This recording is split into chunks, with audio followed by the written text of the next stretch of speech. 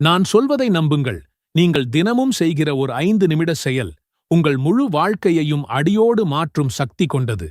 நாள் முழுவதும் நீங்கள் படும் கஷ்டங்கள், தீராத மன உளைச்சல், எதிர்காலத்தைப் பற்றிய பயம், இவை எல்லாவற்றிற்கும் ஒரே ஒரு தீர்வு இருக்கிறது என்று சொன்னால் நம்புவீர்களா?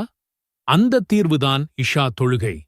நிறைய பேர் வேலை, களைப்பு என்று சொல்லி மிகச் சாதாரணமாக தட்டிக் கழிக்கும் இந்த ஒரு தொழுகையில் எவ்வளவு பெரிய சக்தி இருக்கிறது என்று இந்த காணொளியின் முடிவில் நீங்கள் மிரண்டு போவீர்கள். இது வெறும் கடமை அல்ல, இது உங்கள் வாழ்க்கையை அடுத்த கட்டத்திற்கு கொண்டு செல்ல அல்லாஹ் கொடுத்த ஒரு சீக்ரெட் கோட். அந்த ரகசியம் என்ன என்பதைத்தான் இப்போது உடைக்கப் போகிறோம். யோசித்துப் பாருங்கள், ஒரு நாள் முழுவதும் நீங்கள் சுமந்த மன அழுத்தத்தையும் கவலைகளையும் ஒரு சுவிட்சை போட்டது போல நிறுத்தினால் எப்படி இருக்கும்? அதுதான் ஈஷா.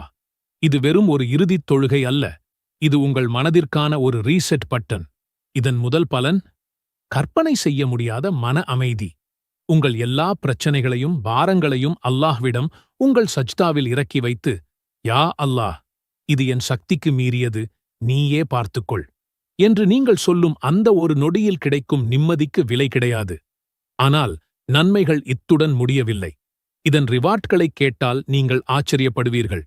உஸ்மான் ரலியல்லாஹு அன்ஹு அவர்கள் அறிவிக்கிறார்கள், நபிகள் நாயகம் ஸல்லல்லாஹு அலைஹி வஸல்லம் அவர்கள் கூறினார்கள், யார் இஷா தொழுகையை ஜமாத்துடன் தொழுகிறாரோ அவர் பாதி இரவு நின்று வணங்கிய நன்மை கிடைக்கும். சில நிமிடங்கள் நீங்கள் செய்யும் ஒரு செயலுக்கு பல மணி நேர வணக்கம் செய்த நன்மை. இது என்ன ஒரு கிரேசி டீல் பாருங்கள். அதனால்தான் நபிகள் நாயகம் ஸல்லல்லாஹு அலைஹி வஸல்லம் அவர்கள் நயவஞ்சகர்களுக்கு ஃபஜ்ரு, இஷா தொழுகைகளை விட கடினமான தொழுகை வேறு இல்லை. அந்த இரண்டில் உள்ள நன்மைகளை அவர்கள் அறிந்தால் தரையில் இழுத்துக் கொண்டாவது பள்ளிக்கு வந்திருப்பார்கள் என்று கூறினார்கள்.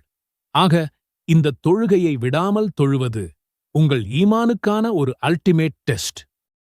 சரி, இந்த மெகா ரிவார்டுகளை முழுமையாக அன்லாக் செய்வது எப்படி? இஷா தொழுகையை ஒரு உடற்பயிற்சி போலச் செய்யாமல் அதை அல்லாஹ்வுடனான ஒரு லைவ் உரையாடலாக மாற்றுவது எப்படி?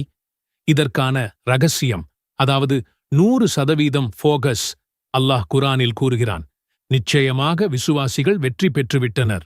அவர்கள் தம் தொழுகையில் உள்ளச்சத்துடன் இருப்பார்கள். வெற்றி என்பது உள்ளச்சத்துடன் தொழுபவர்களுக்கே. தொழுகைக்காக நின்றதும் உங்கள் உலகக் கவலைகளை ஒரு சுவிட்சை அணைப்பது போல நிறுத்திவிடுங்கள். நீங்கள் யாருக்கு முன்னால் நிற்கிறீர்கள் என்பதை ஒரு கணம் யோசியுங்கள். இந்த முழு பிரபஞ்சத்தையும் படைத்த உங்கள் அதிபதிக்கு முன்னால்.